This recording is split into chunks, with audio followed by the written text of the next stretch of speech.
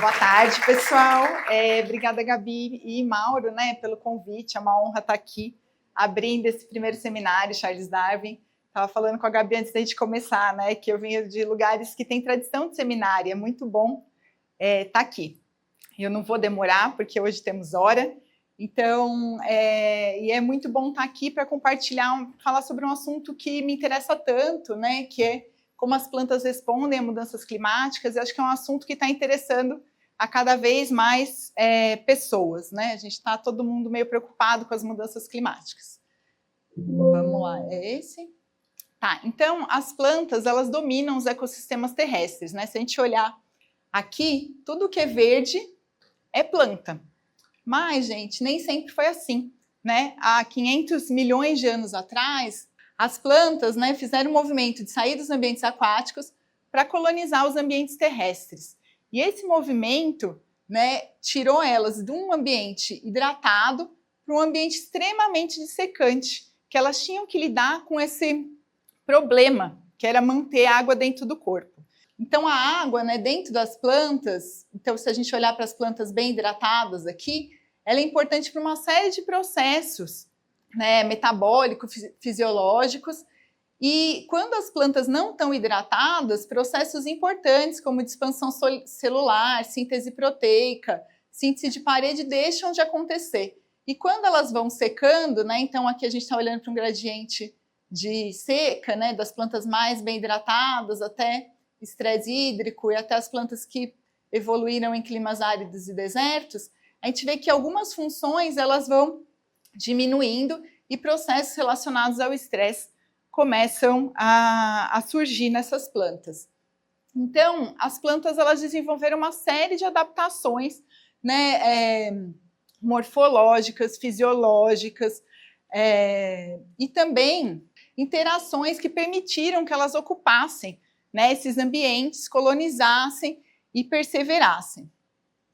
E essas adaptações, né, eu vou só citar algumas rapidamente, só para a gente ter um contexto um pouco geral, né, elas, como por exemplo, né, o surgimento da cutícula para proteger contra os raios ultravioletas e a perda de água, ou então, né, depois que a cutícula impermeabiliza a folha, as trocas gasosas ficam prejudicadas, então elas precisam desenvolver estruturas que permitem, né, trocas gasosas mais eficientes, como os estômatos, ou ainda, né, a evolução de células condutoras, que vão aumentar a eficiência no transporte da água, que antes era de célula a célula muito devagar, né, e começa a passar por áreas vazias, onde o fluxo de água é maior através de vasos e traqueídeos.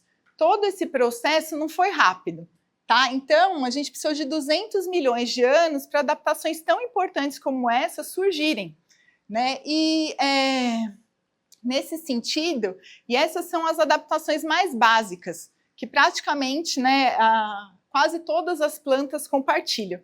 Para colonizar outras partes do ambiente terrestre, elas tiveram que desenvolver muito mais adaptações, né? Para lidar, por exemplo, com calores, né, ou com falta d'água, desenvolver raízes que vão proteger da temperatura, ali às vezes do fogo, elas vão desenvolver deciduidade foliar, então parar de funcionar as folhas, perder as folhas para segurar um pouco de água, um tempo, elas vão às vezes regredir as folhas, que vão se transformar em espinhos, né, e desenvolver suculência para viver em ambientes extremamente áridos, ou ainda elas vão ter que lidar com limitações para crescer, para transportar água em grandes distâncias, tanto em florestas tropicais quanto temperadas, e por último, um problema que a gente se preocupa um pouco menos aqui é lidar com congelamento. Tá? Então, nos ambientes terrestres, as plantas tiveram que desenvolver todas essas adaptações.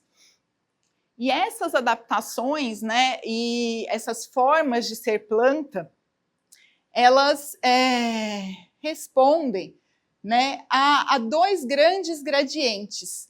Então, muitos de vocês já viram, isso aqui é o diagrama de Whittaker, que mostra os padrões globais de mudança dos biomas, né, dos ecossistemas terrestres, padrões gerais de vegetação em função da temperatura anual e da precipitação. Então, se a gente olhar aqui para um intervalo de 0 a menos 10 graus e abaixo de 100 milímetros, de 1000 milímetros, né, de precipitação, o que a gente vai encontrar? Só tundra. Ao passo de que se a gente olhar aqui para cima de 20 graus e acima de 200, 2.500 milímetros, o que a gente vai esperar encontrar são florestas tropicais. Então, esses dois eixos de variação climática, né, que é a temperatura e a precipitação, definem em grosso modo como que os ecossistemas terrestres vão se distribuir. O que mostra, né, que as vegetações elas estão, de alguma forma, as plantas e as vegetações em equilíbrio com esse clima. Né? Então, a gente... qual que é a razão disso? Por que é uma relação tão forte, né, entre clima e plantas? Porque as trocas gasosas, né, o jeito que as plantas se alimentam, dependem de água e luz, que são as coisas que mudam com a temperatura, que mudam dentro, né, com esses biomas. Então, cadê a Neide Kelly aqui, para eu olhar para ela, que eu falei que eu ia olhar nesse momento, mas ela não veio, para falar um pouco da fotossíntese rapidamente. Então, a gente tem as folhas sendo estimuladas, né, para fazer fotossíntese, e para cada molécula de CO2 que a planta absorve, né, ela vai usar de 50 a 30, vai perder 50 a 300 moléculas de água. Então, esse processo de fazer fotossíntese, incorporar carbono, ele é dependente de água, né? E ele é importante também para esfriar as folhas. Então, no momento que as plantas transpiram, que nem a gente, está calor, a gente o quê? Transpira, né? Está perdendo água para se resfriar. Com as plantas é a mesma coisa. E esse processo é extremamente dependente da temperatura, que tem um ótimo ali por volta de 20 e poucos graus, e que acima disso a gente tem estabilidade e danos, e abaixo disso a gente tem estabilidade e danos também. Então, essa faixa ótima de funcionamento das plantas, ela atende tanto ao funcionamento fisiológico, né, do organismo, quanto a propriedades biofísicas dos seus órgãos e dos ambientes em que elas se encontram. Então, por exemplo, quanto mais quente fica, né, maior o déficit de pressão de vapor. Porque quando a gente está num lugar muito quente, a gente transpira, certo? Se vocês já foram para um lugar muito úmido, vocês ficam todos melados, mas não esfria, né? Por quê? Porque você não consegue perder calor naquela situação. Né? As plantas, da mesma maneira, elas são de gradientes aqui para perder a água e perder esse calor. Então, a temperatura e a umidade dessa camada de ar que fica, essa pequena atmosfera que fica em cima da folha, afetam as trocas gasosas. E tudo isso está relacionado com onde as plantas estão e por quê. Né? E toda essa coordenação, né, entre o transporte de água e a produtividade, ela não evoluiu independentemente, né? Tudo isso evoluiu junto. Então, há quem diga, né, que como as plantas transportam água é a espinha dorsal da produtividade terrestre. Por que isso? Né? Porque se a gente pensar aqui na fotossíntese, então esse ACAP é a capacidade assimilativa da planta, o quanto que ela, com o potencial máximo que ela consegue fazer de fotossíntese. Ele vai ser uma função do quê? De uma otimização entre o tamanho dos estômatos, a densidade e a área da folha. Por quê? Né? Porque as trocas gasosas dependem do tamanho do buraquinho, por onde passa o gás, o ar, né? Quantos buraquinhos tem e qual que é o tamanho da superfície, que é a folha que agrega todos esses buraquinhos. Então, quanto maior a combinação desses fatores, maior vai ser o potencial evapotranspirativo da planta, mais água ela vai conseguir mover. E se ela move muita água, ela precisa tirar essa água de algum lugar e transportar essa água por todo o caminho que ela faz. Então, a fotossíntese, em última instância, ela vai depender de todo esse caminho que a água faz para sustentar, né, hidraulicamente essas trocas gasosas. Então, essa relação muito íntima, né, de evolução e covariação dos atributos de fotossíntese com os atributos de uso da água das plantas, fez com que a gente tenha padrões globais muito fortes em algumas relações. E um deles é o padrão global de convergência da vulnerabilidade à seca. O que isso quer dizer? Né? Se a gente olhar para os diferentes tipos de vegetações florestais aqui, né, esse trabalho foi em florestas tropicais chuvosas, sazonais, temperadas, até vegetação mediterrânea, que é mais ou menos florestal, o que a gente vai ver? Que todas essas florestas operam com uma margem de segurança muito baixa. O que isso quer dizer? Que elas estão vivendo em ambientes em que as folhas ficam tão secas quanto elas podem ficar antes delas pararem de funcionar. É tipo a gente viver com R$10 o mês inteiro? É isso, tá? Elas vivem com R$10 o mês inteiro. Se qualquer coisa acontecer, isso pode ser catastrófico. Outra evidência que a gente tem, né, dessa relação um desdobramento dessa relação muito íntima, é que quando o clima muda, a vegetação pode seguir o clima, né? Então, a gente tem evidências para vários grupos e várias plantas, né, de que elas seguem as mudanças climáticas. Então, esse é um exemplo emblemático com um grupo que eu trabalho, que são as palmeiras, né, em que essa é uma espécie que tolera congelamento, que é bem comum, mas ela é uma espécie que hoje, as palmeiras são tropicais, tá? Em geral, elas não chegam até áreas temperadas, mas hoje a gente tem populações na Áustria naturalizadas dessa planta, porque elas foram aumentando a distribuição seguindo o aumento da temperatura, tá? Então, elas vão migrar para maiores latitudes e para maiores altitudes, né, procurando uma sombra e água fresca, que plantas também gostam. Outra evidência, o que acontece, né? Então, as plantas estão seguindo o clima. Quando as plantas seguem o clima, o que acontece com os lugares onde elas estavam, certo? Os lugares onde elas estavam deixam de ser como eles eram antes. E aqui é uma evidência de um estudo super importante para a Amazônia, da Adriane Esquivel-Muberti, que ela mostra o seguinte, ela olha para quanto que tem de déficit hídrico climático, então a diferença entre o quanto que chove e o quanto que as plantas transpiram, o quanto que entra e o quanto que sai de água. E ela viu que para a maior parte das localidades que ela estudou na Amazônia, a gente tem o quê? Tá perdendo mais água do que está chovendo. A gente tem déficit aqui em vermelhinho, né? Alguns lugares a gente tem superávit, mas para a maioria a gente tem déficit.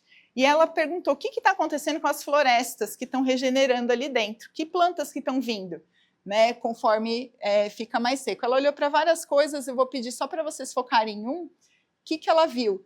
Que as espécies que estão vindo na regeneração, que estão nascendo embaixo dessas florestas, na verdade são espécies mais afiliadas a climas secos do que ao clima que existia nessa localidade. Então, as florestas estão ficando cada vez com uma composição mais de espécies relacionadas à seca. E tudo isso, né, a gente pensa, então, as florestas estão mudando, as vegetações estão mudando, eu estou substituindo as espécies, mas será que na taxa que deveria? Né? E esse estudo que saiu agora, mês passado, do Jesus Aguirre, ele mostra que, na verdade, se a gente olhar para as plantas que estão vindo, está tendo uma substituição por plantas mais afiliadas a climas secos, mas essa substituição não é rápida o suficiente. Então, ele pegou a floresta e classificou, classificou a floresta em 3 tipos de planta. As plantas que estavam lá e sobrevivem, estão de boa, né? As plantas que não estavam lá e surgem, e as plantas que estavam lá e vão morrer, né? Que são as fatalidades. E o que ele viu? Que das que sobrevivem, só tem 8% delas que estão seguindo as mudanças climáticas, estão sobrevivendo com os atributos nos lugares que elas deveriam estar. Das que estão surgindo, só 22% delas têm os atributos certos para estarem lá. Então, elas estão surgindo nesses lugares, mas provavelmente não vão chegar até a vida adulta, né? Então, é um pouco preocupante a gente pensar nesse tipo de substituição que está acontecendo. E, além disso, todo esse processo, ele é contexto dependente. O que isso quer dizer? Depende de várias coisas, né? E aqui um estudo que a gente publicou no ano passado, é um estudo multitaxa, tem mais do que plantas aqui, mas aqui a gente olha para um lugar da Amazônia, onde, na verdade, não está ficando mais seco, está ficando mais úmido, tá? Então, a gente tem aumento de precipitação, né, o excesso de chuva aqui no lado de cima, e aqui uma falta de chuva, eventos extremos. Então, a gente tem tanto eventos extremos de excesso de chuva, quanto eventos extremos de falta de chuva nesse lugar. Então, em média, está ficando mais úmido, mas varia muito mais do que sempre variou. E a gente se perguntou, será que chover um pouco antes, a gente ter grandes chuvas antes de grandes secas, ajuda as plantas a lidar? Elas fazem um estoquezinho de água ali, né, um estoquezinho de produtividade, incorporam um pouco de carboidratos não estruturais e ficam bem? E daí a resposta, né, para cada grupo é diferente, depende do contexto, depende do organismo, e as plantas que a gente estudou foram as palmeiras, que eu estudo. Então, quando a gente olha se ter tido uma seca grande antes tem uma mudança na abundância, a resposta é não. Mas se ter tido uma chuva antes forte, né, um evento de extremo de chuva antes, muda a resposta da abundância. Então, dependendo do ano, do que aconteceu antes, a gente pode ter respostas muito diferentes na variação de abundância dos organismos nessas florestas. Opa!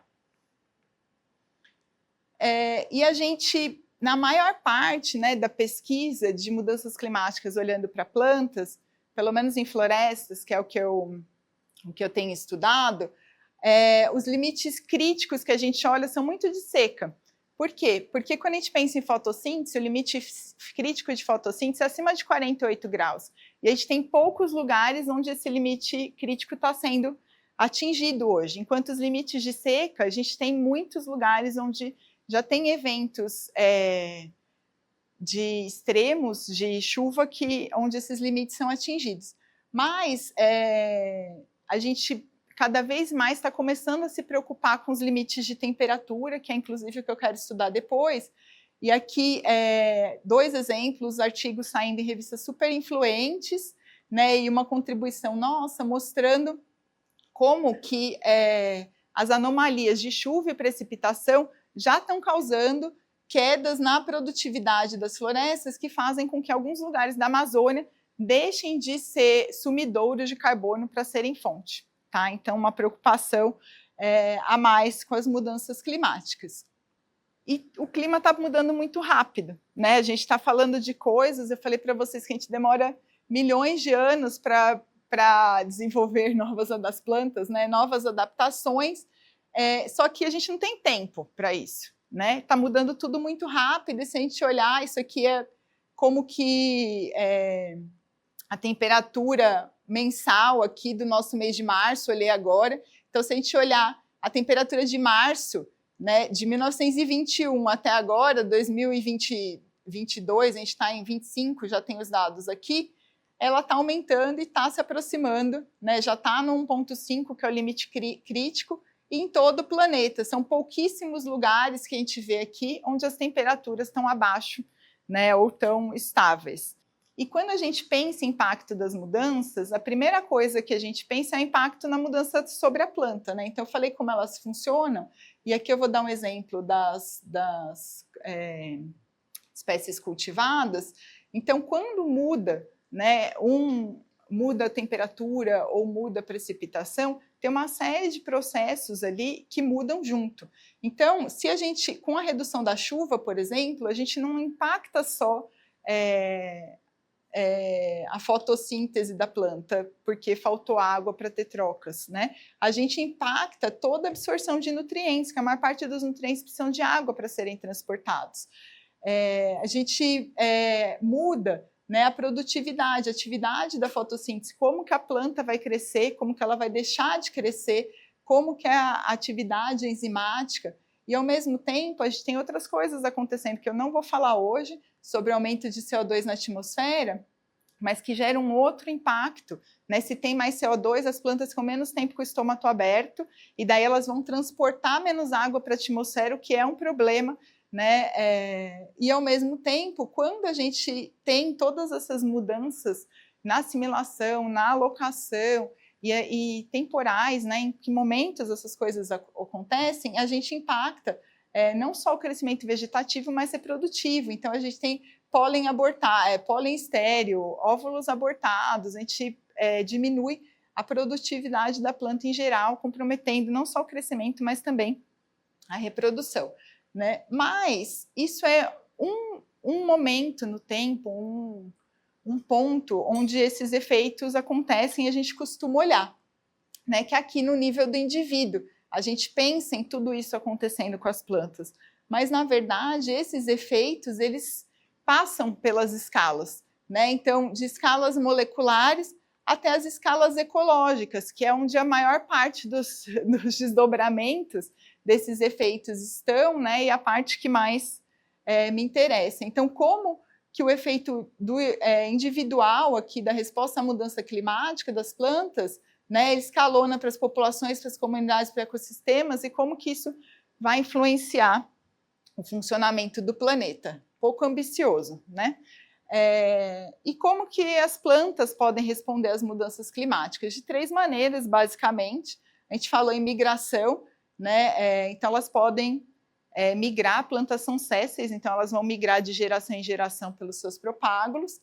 Elas podem tolerar ou adaptar, e aqui é um exemplo interessante, que é bem contraintuitivo, onde eu fiz meu doutorado, é uma área da Amazônia que é extremamente, o lençol freático é muito superficial, então a maior parte das plantas estão com estresse de alagamento.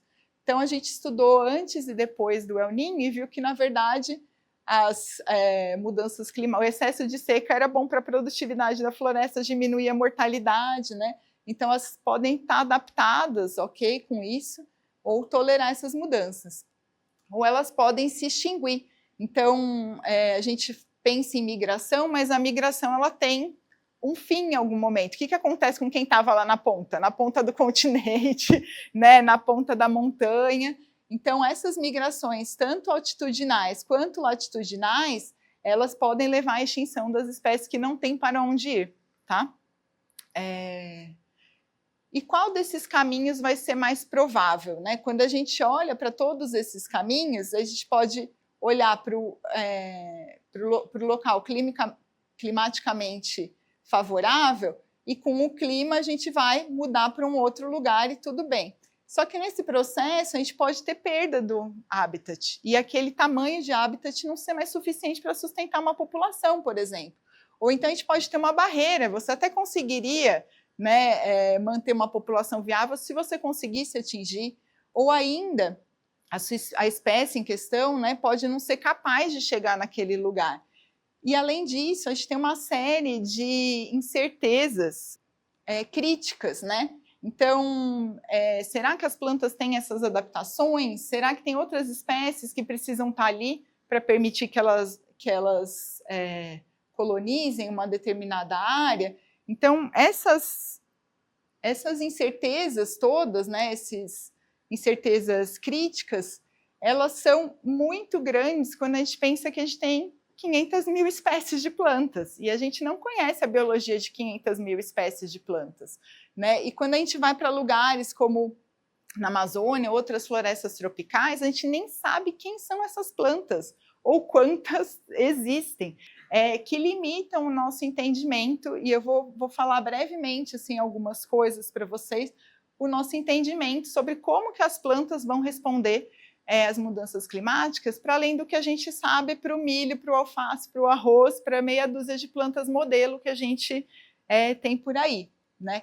Então, nesse sentido, uma abordagem que vem sendo muito empregada para tentar entender a resposta das plantas, dos organismos às mudanças climáticas, é pensar, mudar um pouco a lógica, né, e pensar a partir da perspectiva dos atributos funcionais. Algo que a Raquel Cernansky, não sei falar o nome dela, chamou de a revolução da biodiversidade, né? Então, a gente começar a olhar para a biodiversidade a partir dos atributos que as espécies têm e não a partir que os indivíduos têm e não a partir das suas espécies. Então, o que são esses atributos, né? Atributos funcionais? São características morfológicas, fisiológicas, fenológicas e para os animais, principalmente comportamentais, são medidas no nível do indivíduo e afetam o fitness, né? Então, se a gente olhar para uma série de atributos que tem a planta, então, como que esse atributo aqui vai estar relacionado com a capacidade dessa planta de deixar descendentes, tá? Então é mais ou menos isso que a gente olha, e ao mesmo tempo a gente tenta olhar para como que isso se relaciona com o funcionamento dos ecossistemas. E tem muita gente falando que tem novidade nenhuma nisso, né? Eu fiz pós-doutorado num grupo de biologia comparada, e que as pessoas, mas a gente está olhando para como os atributos mudam para as espécies o tempo todo, faz 500 anos que a gente está olhando isso, e não tem nenhuma mudança de perspectiva, né, aqui. E, na verdade, a mudança de perspectiva, de olhar para as espécies a partir dos atributos, nessa abordagem da ecologia funcional, é buscar um entendimento mecanístico de por que aqueles atributos estão mudando e quais são as forças de seleção que estão para trás. Né? Para a gente, é muito diferente a gente falar, eu troquei a espécie A pela espécie B, para eu troquei uma espécie que tem determinada função por uma espécie que tem determinada função, ou uma espécie que responde de determinada maneira por uma espécie que responde de uma determinada maneira, o indivíduo dentro da espécie, né? Como a gente gosta mais de falar. E isso traz para a gente uma ferramenta muito robusta, né, de tentar entender os padrões de covariação. Então, é pegar o fenótipo, pegar a espécie e abrir ela para ver o que tem dentro, né? Então, é isso que a gente tenta fazer em ecologia funcional. Então, por exemplo, um desses conjuntos de atributos, né, atributos de folha, que foram muito estudados, resultou no que a gente conhece agora, um padrão muito forte, né, que é o espectro de economia foliar, que é o padrão de covariação dos atributos de folha, que contrapõe os custos de construção com potencial de crescimento. Então, eu olhar, por exemplo, taxa de assimilação fotossintética, que é uma coisa super difícil de medir, e falar que eu posso estimar ela a partir do peso que um pedaço de folha tem se eu controlar a área. Né? Então, traz para a gente essas relações que permitem que a gente entenda mais ou menos como que as plantas são construídas. E esses grandes espectros, né, que a gente consegue olhar, a gente consegue combinar eles para entender um pouco como que a diversidade de forma e função das plantas está organizada. Então, esse é um outro grande espectro, está sem referência, mas o trabalho da Sandra Dias, né, que mostra que a gente tem dois grandes eixos de variação de toda a diversidade das plantas, então que vão de plantas pequenas a plantas grandes, não tem nada novo embaixo do sol, tá, gente? Mas, e que isso é mais ou menos ortogonal com como que as folhas são construídas. Então, a gente consegue olhar para esses grandes padrões e tentar focar os nossos estudos em alguns deles. E isso, né, gera um aumento da previsibilidade dos sistemas ecológicos que a gente quer estudar. Porque é muito mais fácil a gente prever que tipo de espécie vai estar lá do que qual é a espécie exatamente que vai estar lá, que vai depender de efeito fundador, vai depender de probabilidade de dispersão, vai depender de chance, vai depender de mil coisas. E, ao mesmo tempo, né, eu tirei desse artigo algumas falas, essa do Greg Asner, que a gente consegue mostrar mais explicitamente o impacto de uma perda de função. De falar, perdeu a espécie bolinha verde, pode não significar nada. Agora, se a gente falar, perdeu a espécie que é responsável por 10% da biomassa daquele ecossistema, a gente consegue dizer mais coisas, é mais fácil, é mais palpável, né? E a grande, acho que a sacada, né, o truque que vem dessa abordagem, que antes, quando a gente na biologia comparada, né, olhava para os atributos, a gente estava tentando entender como que as plantas respondem, como que os organismos respondem, então que características estão relacionadas aos fatores, ao distúrbio, ao discurso, ao recurso, à evolução daquele ecossistema, enfim. Mas essa ideia de que a resposta de um organismo tem efeito sobre o funcionamento do ecossistema, que já era, né, já existia dentro da ecologia de ecossistemas, né, no pensamento do Chapin, ela foi integrada num mesmo framework que a gente liga, né, as mudanças ambientais vão afetar a resposta dos organismos, que afetam a estrutura da comunidade. Ao mesmo tempo, essas mudanças que afetam a resposta dos organismos, esses organismos têm atributos que vão afetar o funcionamento do ecossistema. Então, fazem o link entre biodiversidade e funcionamento do ecossistema. Né? Quanto disso é sobreposto, é isso que a gente tenta, na maior parte das vezes, entender.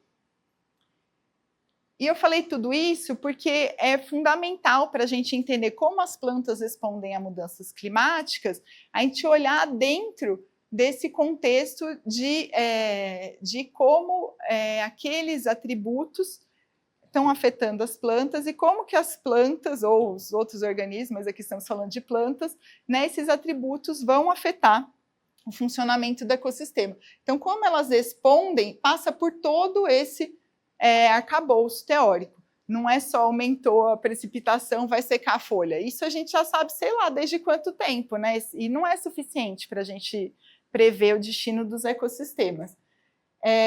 Só que não dá para a gente estudar isso para todos os organismos o tempo todo, né? A gente tem que começar em algum lugar e a gente usa modelos. E eu tenho um modelo, eu tenho plantas de estimação, né? E o meu modelo de trabalho, agora eu vou apresentar rapidamente assim, uns estudos selecionados, é o grupo das palmeiras, que é um grupo que tem uma importância socioeconômica muito grande, né? Todo mundo come palmeira mesmo sem querer, e que é importante não só para a gente, mas para uma série de animais. Eu gosto de falar que elas são arroz com feijão da floresta, né? Então tem abundância consumida pelos organismos e sem elas dificilmente a biomassa de frutos das outras espécies dariam conta. Elas são extremamente abundantes, então esse aqui é um estudo que a gente fez de padrões globais de distribuição, né? Elas têm todos os trópicos, mas elas são muito abundantes nos neotrópicos onde a gente está. Então aqui elas são mais importantes do que em qualquer lugar do planeta. E muito diversas também, tá? Além disso, o conjunto de dados de biodiversidade que a gente tem para palmeiras, ele é comparável a grupos animais, né? Para a planta, em geral, é uma qualidade. Então, a gente tem muitas coleções de espécimes bem curadas, né? Uma boa curadoria. A gente tem filogenia molecular no nível de espécie praticamente resolvida, assim, lógico que tem vários pepinos. A gente tem uma comunidade de taxonomistas que trabalham com o grupo, então a taxonomia é bem revisada, e a gente tem uma série de inventários e monitoramentos onde a gente pode olhar para a abundância dessas plantas no espaço, né? Além de tudo, as palmeiras, como elas são muito ligadas à umidade e temperatura, elas estão sendo, né, consideradas há algum tempo como modelos para a evolução das florestas tropicais, porque a gente sabe que se teve palmeira naquele lugar, dificilmente foi uma outra coisa que não uma floresta tropical. Então, pelo menos para alguns grupos, né? Então, tem um registro fóssil super riquíssimo. Então, imagina, isso é uma folha gigante, né? É praticamente um dinossauro. A gente conhece bem a biogeografia e a gente, por exemplo, estuda, acho que é do ano passado esse, que associou com mudança nas florestas megatermais. Então, é um grupo que, se a gente quer entender a evolução de florestas, é um grupo importante para a gente olhar. E a gente está olhando algumas coisas, principalmente com relação a microclima e uso de água no solo. Então, esse aqui é o trabalho da Gabi Oda, que fez sanduíche comigo lá no Kiel, quando eu estava no Jardim Botânico fazendo pós-doc. E ela olhou para a distribuição espacial e também para relações ali da distribuição filogenética de atributos foliares, né, para tentar entender um pouco custo de construção de folhas se variava entre biomas, né? Se a gente tem biomas onde é mais caro construir uma folha e biomas onde é mais barato construir uma folha, né? Ao mesmo tempo que a gente sabe que são plantas que ocorrem desde plantas pequenininhas, como ervinhas, até árvores. E não necessariamente o clima que uma árvore no topo do dossel experimenta é o mesmo clima que mesmo microclima que uma ervinha ali no chão da floresta experimenta, né?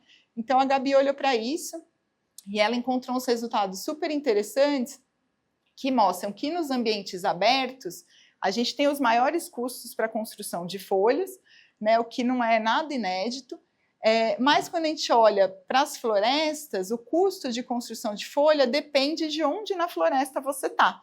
Então, se você está lá no topo da copa, o seu custo de construção é mais parecido com o de uma floresta aberta do que com o de uma outra planta que está no mesmo clima que você. Então, essa relação que é muitas vezes usada para pensar em como que a planta responde ao clima, depende de microclima. Então, a gente precisa ser um pouquinho mais cuidadoso nisso, né? E a gente olhou um pouco sobre como isso está na filogenia, né? E a gente tem evidências de que esse caractere é conservado, né? Mas que a gente tem componentes dele que são um pouquinho mais lábeis. Então, o que isso quer dizer? O potencial de a diversidade genética dentro desses grupos para mudar o jeito que eles constroem a folha pode estar limitado evolutivamente. Então, para a gente pensar em adaptação, né, é um pouco mais delicado, dependendo do que a gente está olhando. E eu olho também, né, sobre quando as plantas estão no mesmo clima, mas têm diferentes acessos à água, né? A gente ir para a praia tomar um sol com e sem garrafa de água faz diferença, né? O tanto que a gente vai aguentar ficar ali na espreguiçadeira.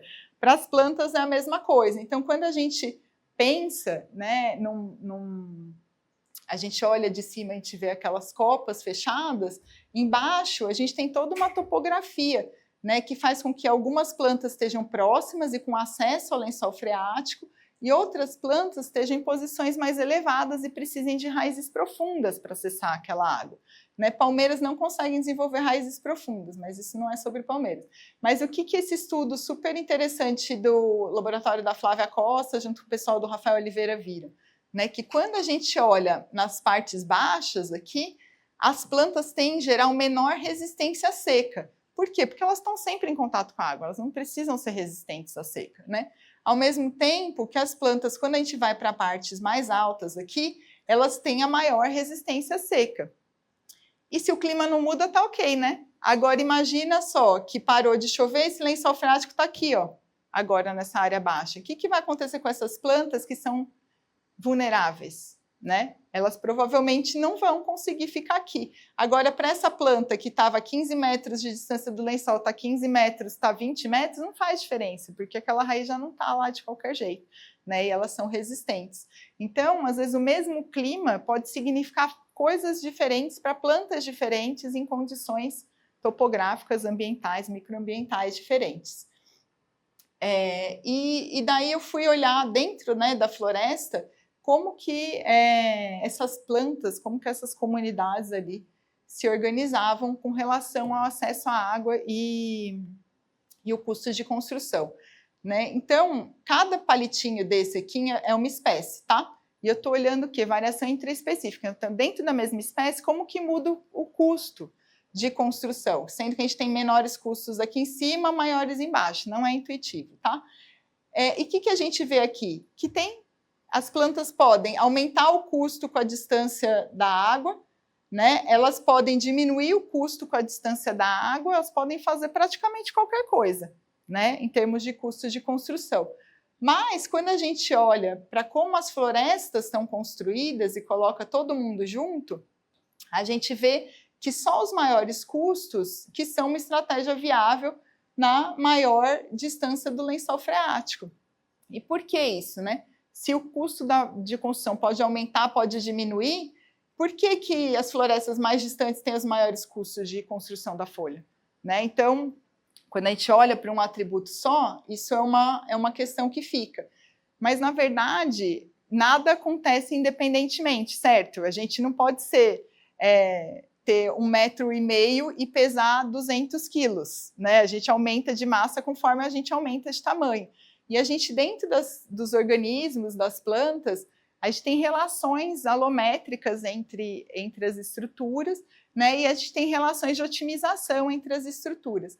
Então, o que acontece, e aqui queria mostrar para vocês rapidamente, que esse custo de construção aqui, conforme ele aumenta, né, o custo de construção, ou conforme ele diminui, também muda a densidade de venação das folhas. Então, as folhas ficam mais caras e elas ficam, conforme elas ficam mais caras, elas também sustentam, ou porque, a gente não sabe por que elas sustentam maior densidade de venação, elas ficam mais caras. E isso leva a gente a pensar de volta para essa questão da coordenação. Então, uma estratégia de ficar mais barata num lugar mais seco pode não sustentar a capacidade fotossintética que é necessária naquele lugar, porque você não vai transportar água suficiente, né, porque mais barata você tem menos venação, para sustentar o seu funcionamento. Então, o fato da adaptação da plasticidade ser possível dentro daquela espécie com a variação ambiental, não quer dizer que ela é viável quando a gente pensa em montagem da comunidade. Né? Então, as plantas com menor custo de construção, elas são mais frequentemente excluídas dessas comunidades. Elas simplesmente não vingam. Né? Elas são possíveis, mas elas não são frequentes. Então, o que faz a gente pensar, né, que a gente precisa olhar com um pouquinho mais de cuidado para como que as mudanças integram na escala ecológica. E eu trouxe esse artigo só essa semana, acho que é na Nature, e que fala, e que é mais ou menos uma versão dessa história aplicada para restauração. Então, quando você é engenheiro florestal, certo? Você quer restaurar uma área, você vai plantar uma área. Eu quero maximizar meu ganho de carbono. Eu tenho duas espécies para escolher. Uma que cresce rápido, uma que cresce devagar. O que você vai plantar? Uma que cresce rápido, uma que cresce devagar. Vamos lá. Mas não é o que eles fazem, na maior parte das vezes, né? Então, em geral, é favorecido. Lá veio o Tomás trazendo novidades. Mas, em geral, o que eles fazem, o que esse trabalho do Augusto mostra, é que na maior parte dos plantios para restauração são plantadas espécies de crescimento rápido, né, na expectativa de que isso vai levar a um ganho de biomassa mais rápido. Mas essas plantas de crescimento rápido, na verdade, se chamam aquisitivas, né, elas funcionam muito bem na ausência de competição, quando elas crescem muito rápido, desde que elas não estejam competindo por recursos. Né? E o que eles viram aqui nesse trabalho, que depois teve uma notícia, é que essas plantas aquisitivas aqui, né, que crescem muito rápido, elas, apesar de nos experimentos de vaso mostrarem essa performance melhor, né, quando elas estão em condições de campo, né, o crescimento realizado deles é que resulta numa condição em que elas vão crescer menos do que as espécies conservativas, integrando ao longo do tempo. Tá? Então, no começo, elas podem até crescer mais rápido, mas depois elas vão crescer mais devagar. Porque a resposta da espécie ou do indivíduo, quando a gente está olhando ele, não significa que essa é a estratégia da floresta. A resposta da espécie não é a resposta da floresta não é o conjunto de respostas das espécies, né? Então, nesse sentido.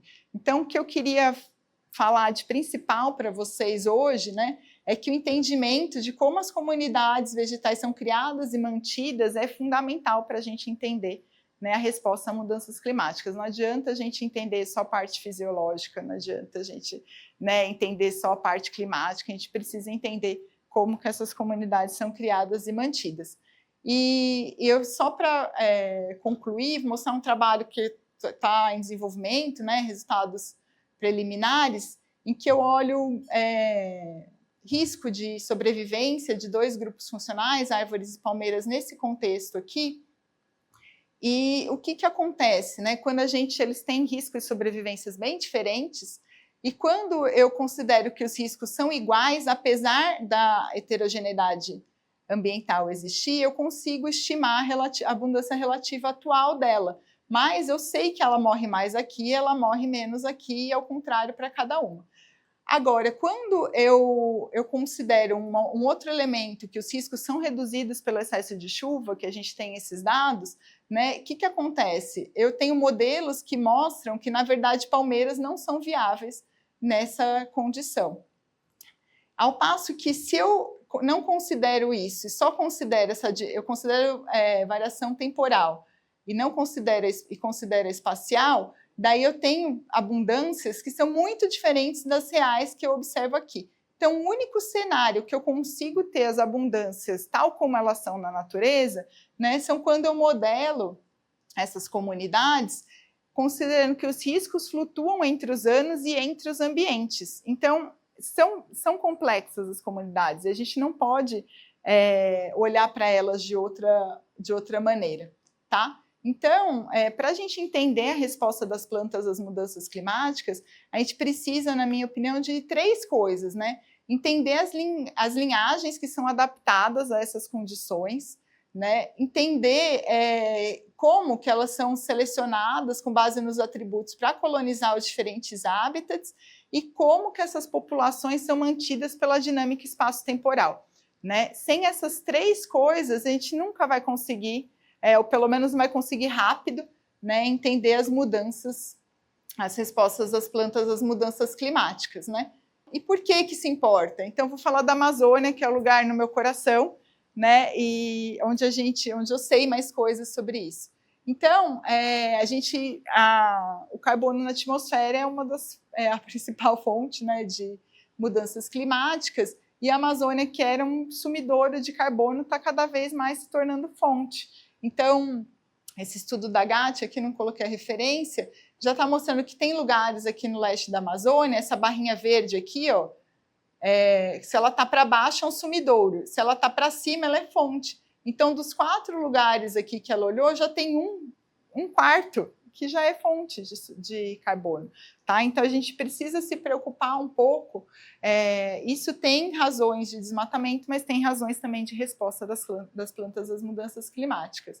E os limites críticos, né? O trabalho recente também do Bernardo Flores, que mostra isso, a gente está muito perto desses limites críticos, né? Então, a gente já está nesse 1,5 graus Celsius de aumento, né? Em algumas regiões da Amazônia, a gente já tem chuva abaixo de 1.800 milímetros, e a gente está se aproximando, né, desses outros parâmetros críticos. E crítico por quê? Né? Porque a gente tem expectativas de transições para outros tipos de vegetação. Então, o principal é de florestas degradadas, mas a gente pode ter florestas degradadas, né, mantidas por fogo também, e mais abertas, ou ainda campinaranas, né, savanas crescendo sobre areia branca. E o que a gente vê, né? O que a gente está perdendo aqui quando a gente faz essas transições, né? Cobertura de árvore. E qual que é o problema disso, né? Árvores são grandes caminhos de água. Então, se a gente pensar uma árvore, ela transporta, uma árvore grande, de 100 a 500 litros de água por dia, uma caixinha d'água dessa, singela por árvore da Amazônia. Então, pensem o volume de água que está sendo transportado. E o volume de água que vai deixar de ser transportado, né, quando a gente perde as árvores.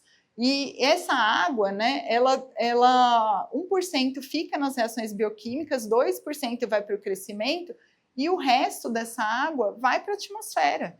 Então, é muita água que está nebulando o planeta, né? Então, se a gente pensar, tem uma dinâmica de reciclagem de chuva que acontece, que é mantida pela floresta, que quando a floresta deixa de existir, aqui é um exemplo, né, de desmatamento, mas quando a gente tem outras degradações, essa bomba fica mais fraca, né, eles chamam de bomba de água da Amazônia, isso deixa de existir, que tem esse efeito local, mas tem um efeito global muito grande. Vocês já ouviram falar, provavelmente, rios voadores, né?